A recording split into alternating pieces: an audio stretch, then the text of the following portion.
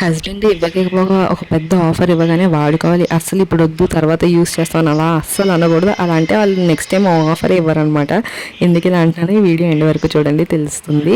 Actually నిన్న మా marriage day అయ్యింది. సో యానివర్సరీ గిఫ్ట్ కింద ఆయన నాకు ఫోన్ కొన్నారనమాట. అంటే ఒక 2 months నుంచి ఆయనే చెప్తున్నారు తీసుకో నేనే డిలే చేశాను.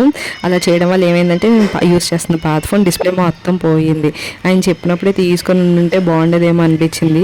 ఇప్పుడు ఆ పాత ఫోన్ అవ్వలేదన్నమాట. అందుకే వెంటనే వెళ్ళి కొత్త ఫోన్ అయితే తీసుకున్నాము. నేనైతే ఒప్పో తీసుకున్నాను. ఇది లేటెస్ట్ వర్షన్ అనమాట.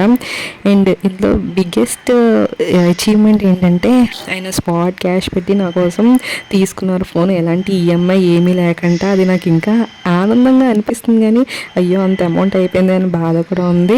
బట్ దట్స్ ఓకే, సంవత్సరానికి ఒకసారే కదా, అలాంటివి అవుతూ ఉండాలి.